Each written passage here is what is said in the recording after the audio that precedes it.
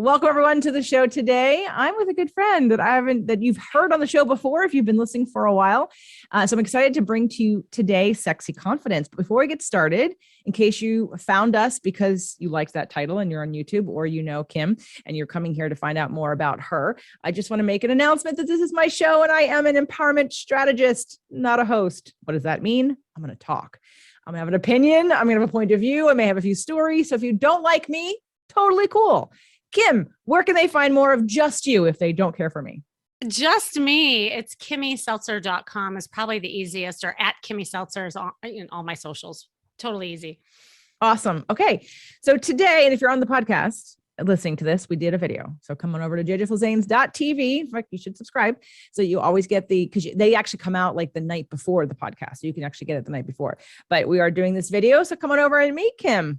I know you've gone from Kim to Kimberly to Kimmy, and I can't get off of Kim. So sorry, is that okay? It's totally fine. What's in a name? And I go by all of them. Okay. Although all my URLs are now Kimmy Seltzer. Thus why I go by Kimmy. I couldn't get the other URL. So that's another story. Well, it's been a long time, and I don't even, where did we even, we've known each other for so long. I have lost track of where we met. I don't even know, JJ. I just feel like you've been in my life forever. And I feel like in the fitness world and the speaking world, we somehow crossed paths, but I know I'm so happy to do this with you again. Cause I know it's been a long time. It has been. And a lot of twists and turns have happened since then. Absolutely. Well, so I've known you since at least 2013. I know where we met. Jack Barnard. You and I did that. What? The improv class. You and I did an improv class together. That's how we met. Wait, that cannot be the first time. It is the first time. And I remember you in your pink pants and your black shirt on the last day that we did I think it was our performance or something. And we took a group picture, which I'm sure I have somewhere. But anyway, that's how we met. We met through Jack Barnard and the improv class that happened in Marina Del Rey, West LA area. We did an improv class together, which was super fun. You were very good. I remember. And because there were because we're in that speaking theater performing kind of, so that was no problem for us. That was super easy. Anyway, sorry. I knew if I just spent a second with it, God. Okay. I would remember where we connected. I love that you remember the improv, but more importantly, I love that you remembered my pink pants, because I probably have new pair of pink pants. It's my brand. So it is your brand. And so kind of what we're talking about today. It is what we're talking about. Sexy confidence and making a statement with your style, with your style choices, with your clothes. So let's go back, because when I met you and we were doing that, you weren't focused on that yet, were you? I was, I just think that the focus has kind of changed to a more holistic focus. And thus, the name of my podcast is Charisma Quotient. And it's actually the formula in which I really help people with. And there's kind of these three pillars. One is style, of course. I call style intelligence. The other is emotional intelligence. And the third is social intelligence. It's really looking at those three pillars and how that creates attraction, how that, impacts love, and so on and so forth. Well, today, since a couple of weeks ago, Allison, another good friend of yours too, Allison, Melody, and I did a building self-esteem. And what we did not talk about at all, didn't touch whatsoever. It was more, again, the mental, emotional stuff. We did not talk about style or social aspects of that, or body confidence, or anything in that realm. About flirting. That's so part of it, right? We did not talk about any of that. Get me started. Yeah. Well, I'm going to get you started because we have a show to record. So let's talk about sexy confidence. And let's first start off by saying what that means. When someone hears that, what do you want them to interpret that to mean? Well, sexy confidence, it's so interesting. So I just did a retreat with women, and I called it Spark Your Sexy. And it was really interesting because I asked that question too, what does sexy, first of all, even mean? And what's interesting about the word sexy and also flirting is that there's a lot of associations with those words, and sometimes good, sometimes not so good. And a lot of it has to do with our upbringing, just, our experiences around it and all of that. But, there is a big difference between, somebody who is attractive and beautiful and sexy. So it has a lot of juice to it. And, one thing, and I don't know how you talk about confidence, because I'd like to use that word first and define that, I simply see it as experience, right? Like, I don't think there's one person out there that isn't confident. It's just that if there's an area that they haven't had positive exposure or experience around, then you feel a little insecure, And so how do you get it?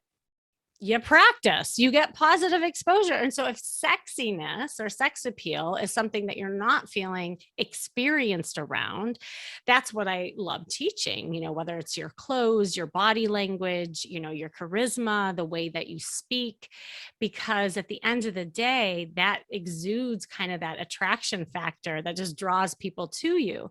So again, like within that, there's so many nuances, but I think overall, like thinking of it as just that like positive exposure to your sex appeal is really, really cool. Awesome. Okay. So this is for men and women, everybody. Yes.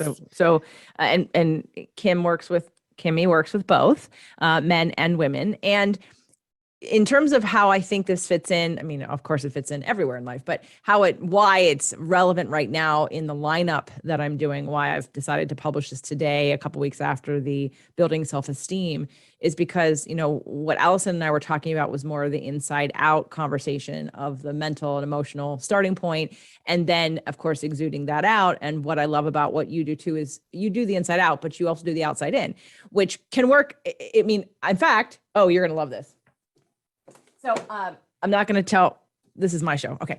Sorry. I had to decide whose show this was because I don't share this with everybody. So for those of you that don't know, I have a diary podcast.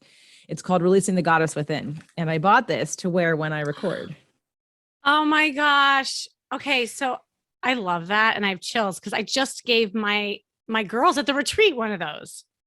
This is like a heavy, swear. Like, did you buy, I mean, did you get It's probably not exactly the same one. Well, I went to a bridal store. I went to a bridal store to get like a heavy real one. I mean, they're not diamonds, of course, but like, a significant, because I wanted the weight on my head. So just talking about the outside in, it's funny because I don't do a video. It's just for me. I record that podcast on audio and I put this on as a way to activate different neural pathways in my brain to exude and to feel into and to expand into something I don't practice every day. So again, in talking about the outside in, it absolutely works 100%. It's like why people love Halloween. You love Halloween because it makes you feel like, it gives you the freedom. You feel free doing something different. And look at your. So on that note, awesome. As we're comparing habits, I have little cat ears on because to your point, and there's so much research out there that says this is not superficial, that when you wear something, you actually, the body chemistry changes. In fact, there's a term called enclothed cognition that they found that when you wear certain things that your brain even shifts. And so you perform differently. And then that signal that you send out to the world as you're performing sends something back. So it's not superficial, it's symbiotic in nature. And as we sit here with our cat ears and tiara on, I think we're going to have an amazing podcast. I'm feeling sexy confident. Should I keep it on? Should we keep them on? I feel like we should. Okay. I know. All right. Well, this is the first time we're talking about. I think this is the first time I'm actually sharing it with all of you. Because again, I don't wear it. I wore it in a mastermind, like the first mastermind of the year. And I have a guy, shout out to Ned, husband of Patty, in the mastermind this year. And I literally was wearing a cape too. And he's thinking, oh my God, does this woman show up in a tiara and a cape every time she does this? Amazing. Like, what's happening right now? And I was like, no, I don't. I just was happy to have found it, to purchase it. I was feeling very royal. I'm like, I'm just going to, play with that. And to your point about all the science in that. So who's been on the show since you've been on before? Dr. Jill Bolte Taylor, who wrote Whole Brain Living. And before that, My Stroke of Insight, based on her stroke, shutting down her left part of her brain. So we've actually had on the show the conversations about the 4 parts of the brain, not the 2 parts of the brain, the 4 parts of the brain and the different characters. And of course, the neural pathways that get created by activating the different pathways. And that physical side, to your point, is definitely one of those things that creates a new neural pathway, creates a new experience. It's not fake. It's real. It literally can change your brain patterns. And when you change your brain patterns, you change your experience, because most of the time it's going to be a new pattern that you don't use often.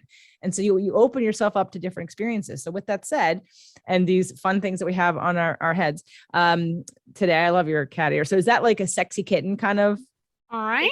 Yes, it is. In fact, at my retreat, one of the things that I did is help them get into their dating costumes. So we went shopping, they got their hair and makeup done, we did a photo shoot, and then I got them sparkly cat ears with sequins, and they all had to wear red lipstick. And then I brought in bachelors for happy hour, and I had them go out dancing to I'm Too Sexy. And by the time I got done with them, right? Like, I mean, these women were scared to death when they first walked in the door. I couldn't stop them by the time they were dancing. And the guys, I mean, their jaws were just like, what? And it was awesome because it was a total icebreaker and everyone felt immediately comfortable. And the guys gave the women feedback after and said, that was one of the like sexiest, most confident rooms I've been in a really long time. And collectively, like when there is that sense of confidence and sex appeal and movement in the body, it's amazing also how others can relax into it. So that's why it's so important for dating. I always tell people it's not about the man, it's not about the woman. When you feel sexy, that's when others will see that of you too. End of story. And that's why I love this because, like, I know you call yourself an empowerment strategist. I mean, that's the empowerment, right? Like, that is where you can actually do something different, feel different to get a different result. So that's why I'm like so passionate about all this stuff. Well, I know you just mentioned doing your live event and, and I've got my live event coming up again in October. And that's like the reason why, like talking about the experience, because that like you are with people in person, challenging them, pushing them through a comfort zone in order to experience something they say they want that they haven't been able to get because they don't know how to get it because they don't do the thing they need to do to get there. Right. And it's like super simple, but it's the idea that this is why you and me, like we do live events because we have to, because this isn't an intellectual concept. I mean, it is, but you have to embody it to make it a reality. And the embodiment piece is important. You can't gloss over. Yeah.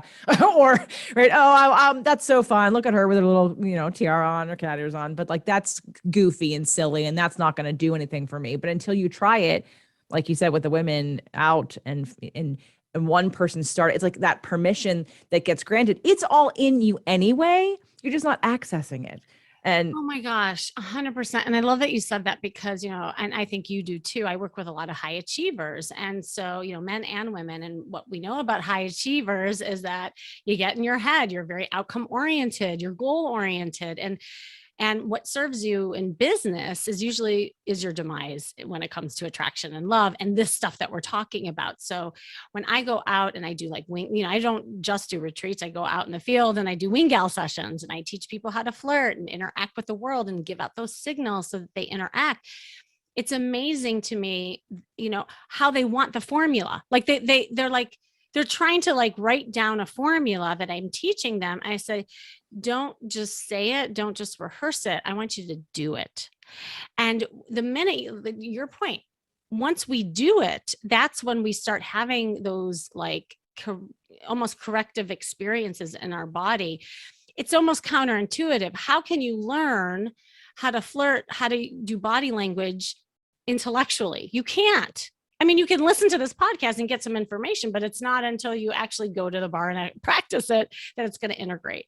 So it's so spot on what you're saying.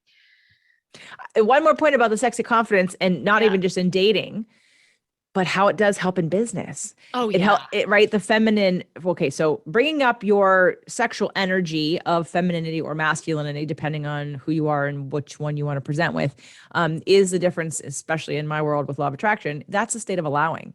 That's a state of allowing and receiving, because we all want the things, but if we're pushing and we're trying to push through and trying to make it happen, we're trying to control it. That's the opposite of allowing. That's the opposite of being open to receive. You are not in receiving mode when you're in doing mode.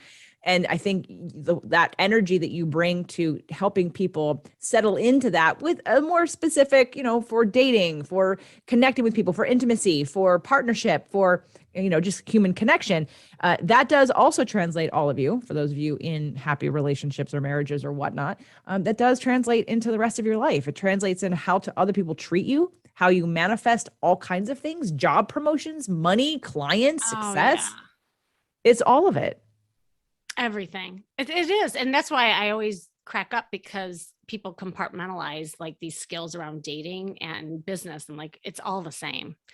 People want to do business with people they like. People want to date people that they like. So it's not even about what it's about how someone feels when they're around you. And all of the stuff that we're talking about has to do with the emotion that gets like elicited through the interaction of sexy confidence, like end of story, and the playfulness that can come out of that. I love that word. Let's everyone write that down. Playfulness.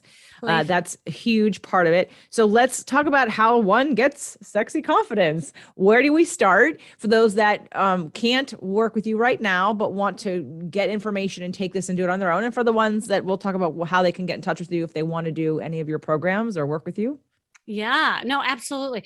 Well, I like to actually talk about both sexy confidence and flirting has almost like three components, and it does coincide with the charisma quotient.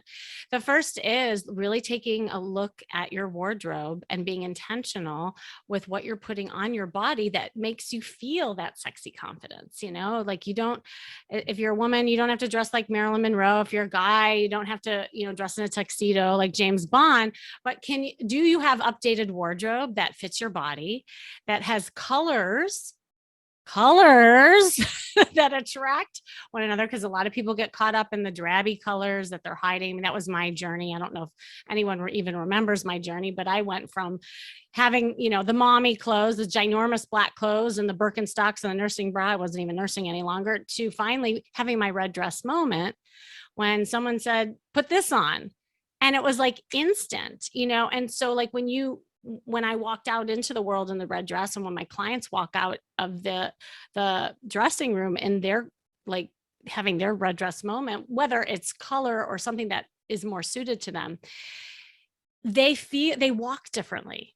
Right. And so they demand a little more attention. They have to get used to being seen. And I think that's part of the journey, because if you're not comfortable being seen, then a lot of times your clothes are acting as a cloak to keep you invisible, because you're not really comfortable and confident. So that's why I like starting with the costume first. Like if you're not comfortable putting on these cat ears or the tiara, then I think this is where you could start, I also have a freestyle guide that I'll share at the end, where you can even like determine what your body type is. So what cuts flatter your figure and what cuts to stay away from, both for men and women. So it's a great thing to do in just doing a closet audit, incorporating some color, and seeing what cuts fit your body. So that's the first area.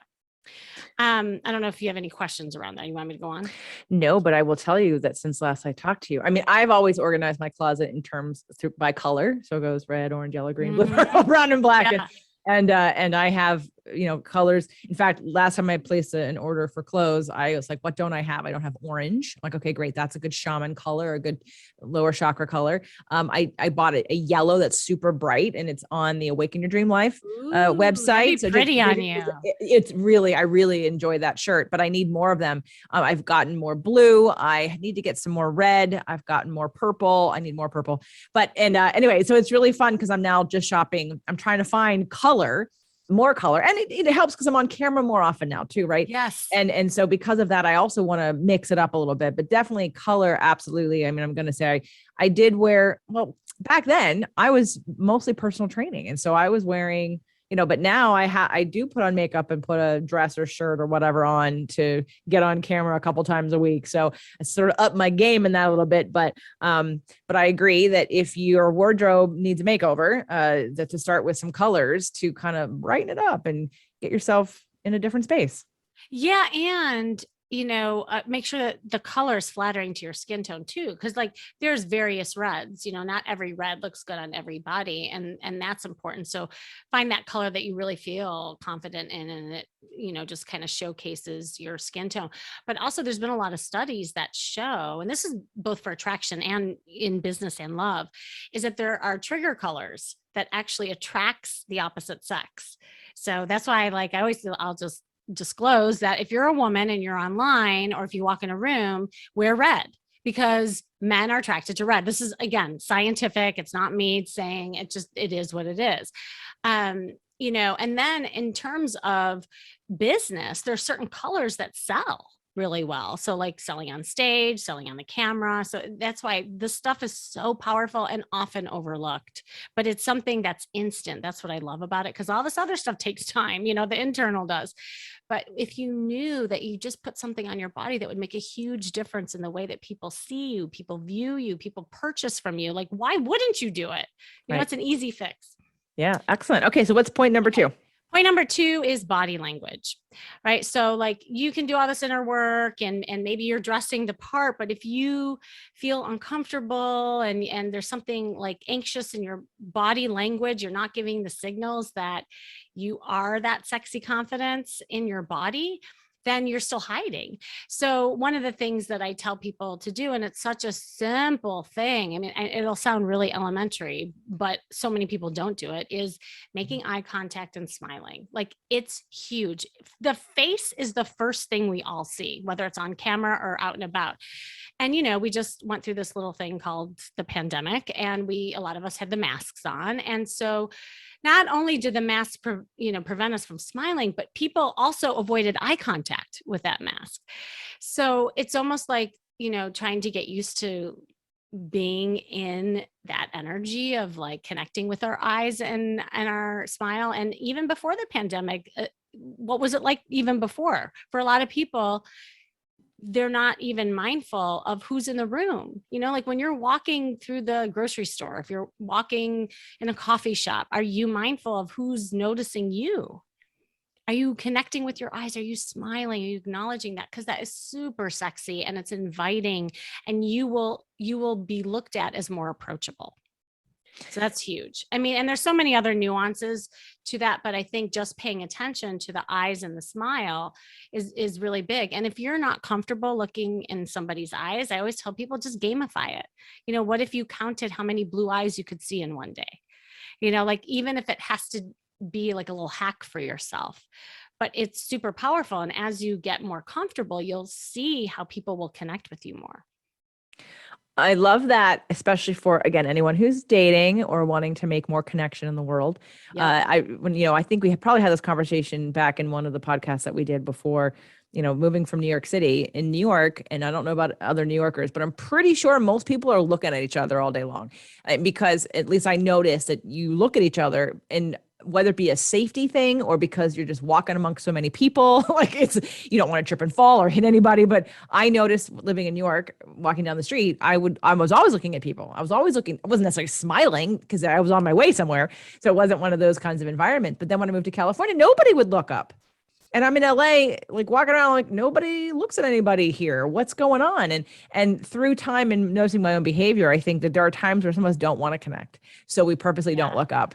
And now if you're in a situation where you're not conscious that you're not wanting to connect because you're hiding, because you don't want someone to see you, because you're embarrassed, because you're not used to being seen, that's a different topic.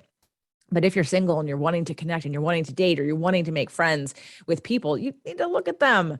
But I know, like on planes, I won't look at anybody because I'm like, nobody talk to me, leave me alone. I'm going to go to sleep. Like it's almost like the eyes mean I'm open for business. If I look at you, sometimes that's permission. That's right. People start talking to me. I'm like, don't talk to me. I'm going to sleep.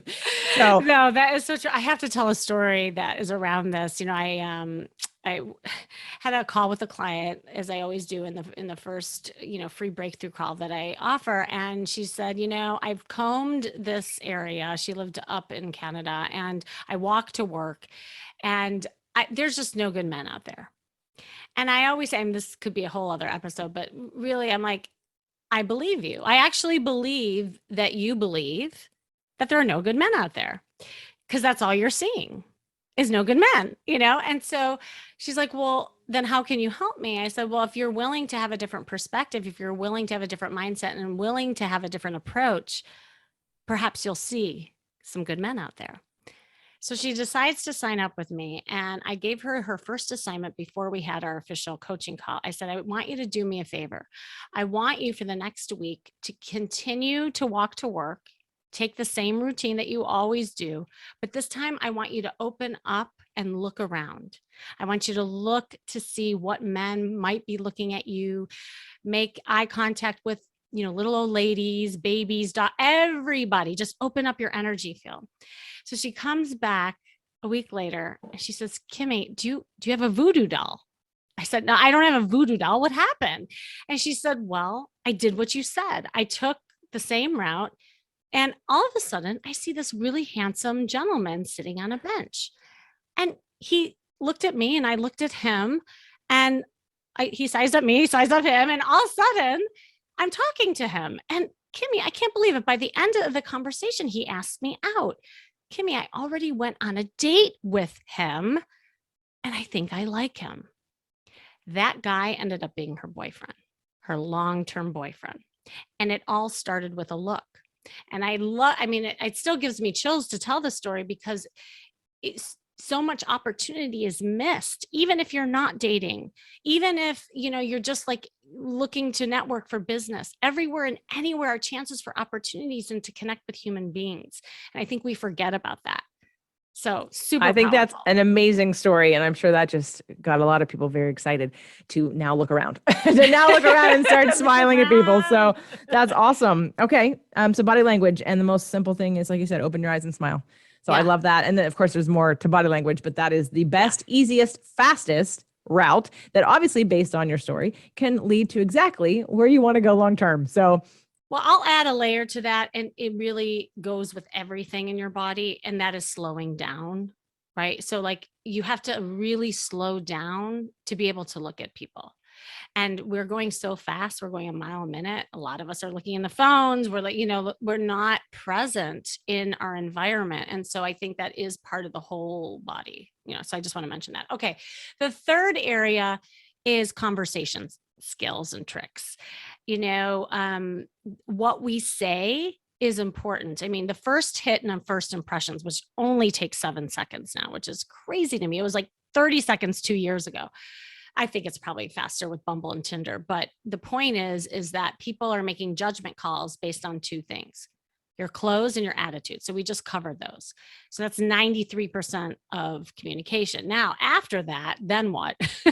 What comes out of your mouth is super important. And there's, I do have a social engagement formula that I teach my clients on how you get out of fact-driven, kind of boring Q&A talk into something that's more storytelling, heartfelt, personal, emotional, like all the stuff we learned in improv, right?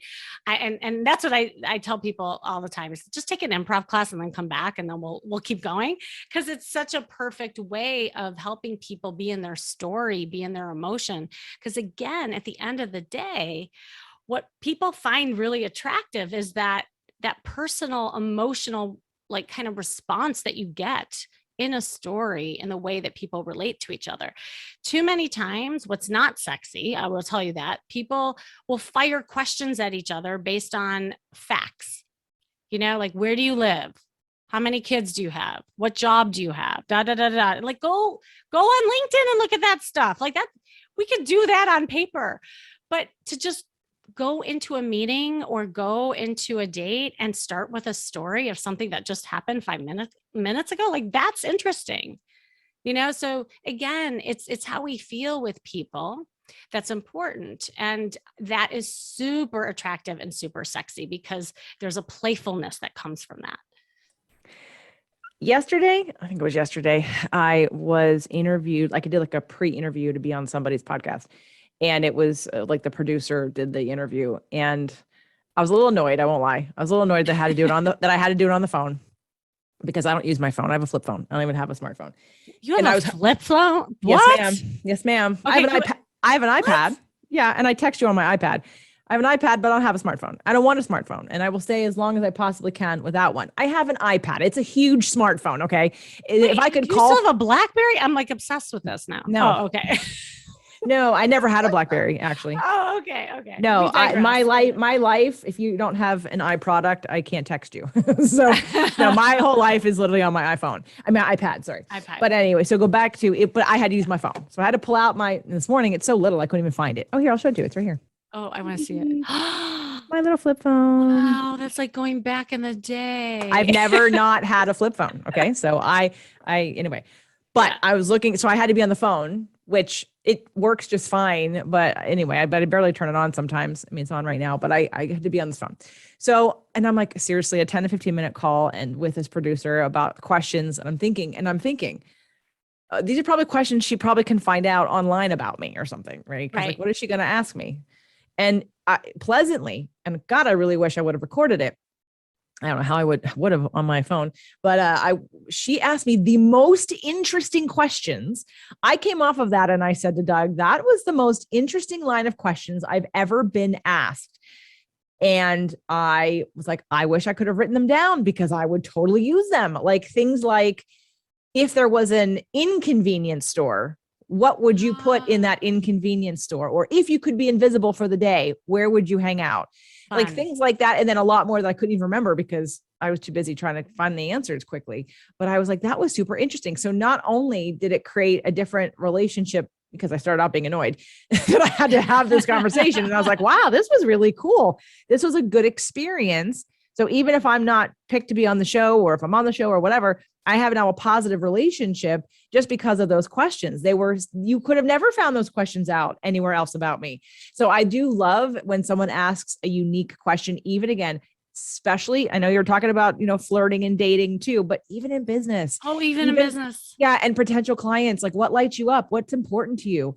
I'm a fact asker. I won't lie. I definitely go through like half. It's like, what's your astrology? Like I ask all the spiritual kind of questions, but then to really like get under the hood, if you will, of someone's, to see like if you match for a friend, for a business, for a client, is to find out what drives them and to find out and ask those kinds of questions. So I love that. That's a great tip for everybody. If you are on a dating site, if you're dating, or if you're just trying to get your relationship to be pumped up a little bit, maybe try asking a whole different kind of question about what turned them on today, whether it be intellectually, physically, emotionally, what turned you on today? And your partner might be like, turned me on, right? Like if we want to pump up those juices. So I love that. So just to go back, the first one was wardrobe.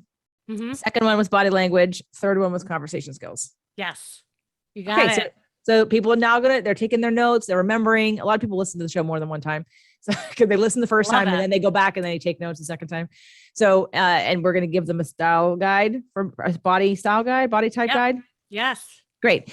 What do they do next? So what other level of sexy confidence do I do once I've done some of these? Well, then it is practice, practice, practice. And, what I always tell people, so here's the thing about high achievers too, is they try to do everything all at once.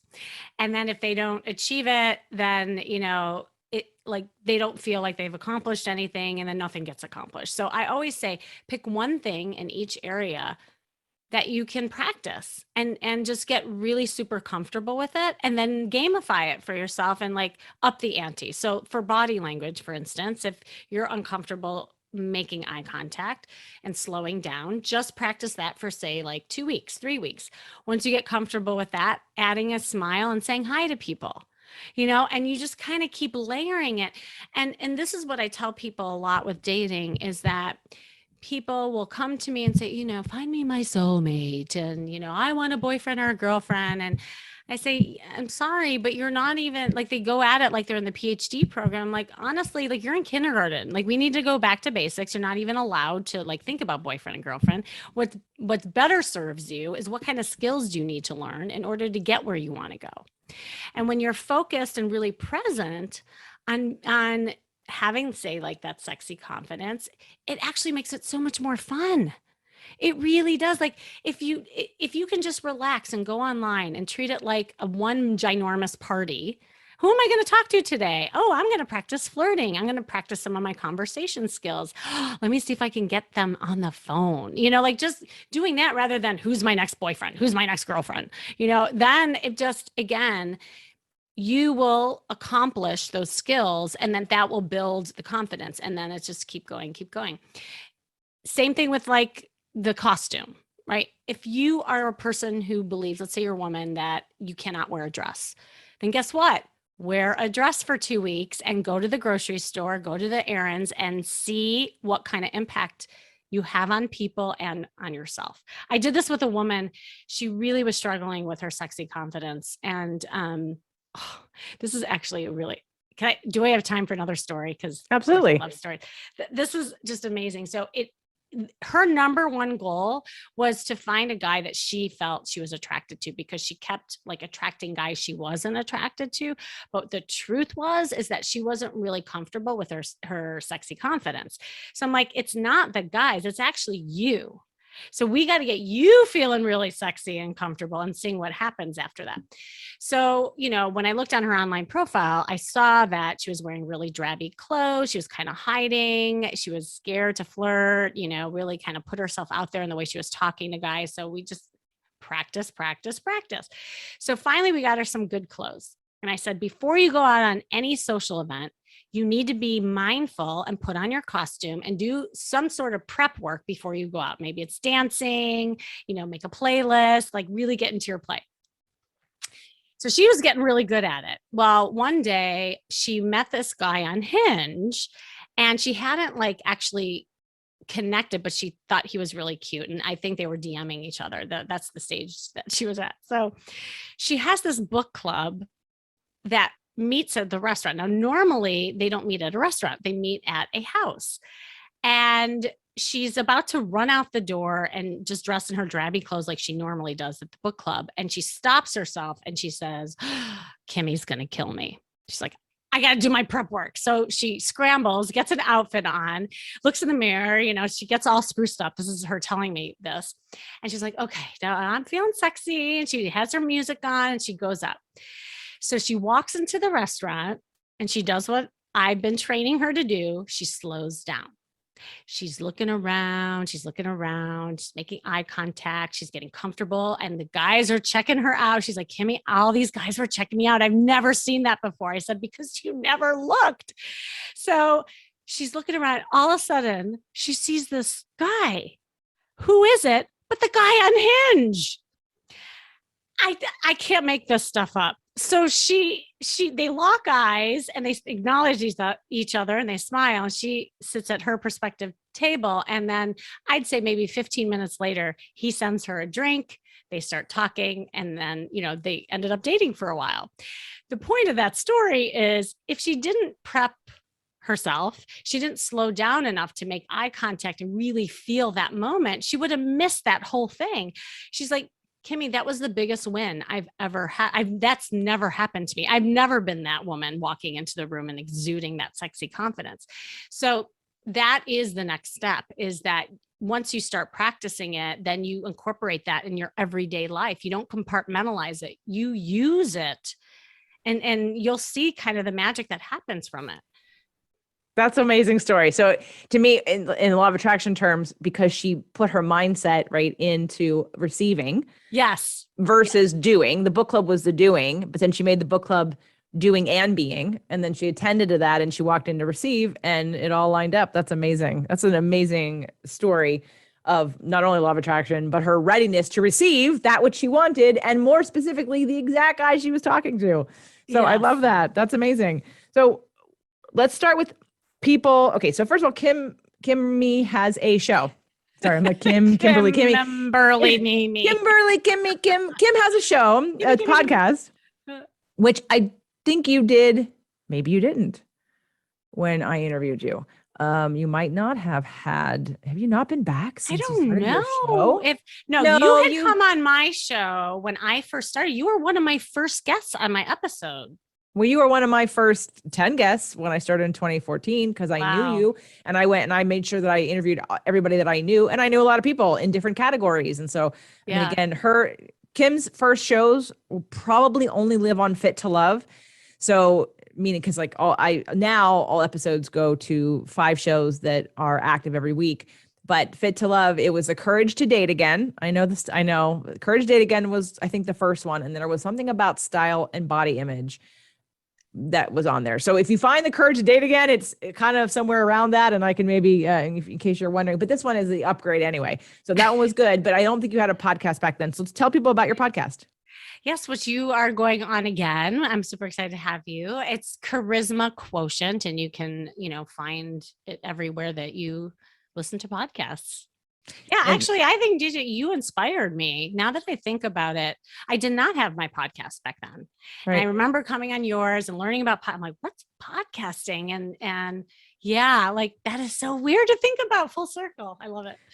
Well, and I know I was on yours once, but I can't believe that you haven't been back on this one since you've had your show. I know it's So so weird to me. I'm so glad we're doing this. yeah. All right. So please check out the podcast. And then her website to get this style guide is kimmyseltzer.com/style. Again, the link will be under this video here on YouTube or under the podcast or in the podcast show notes. So make sure to get the style guide. So explain what the guide is, because I see it's a free body type guide. Yeah. So that is, I have one for women, one for men.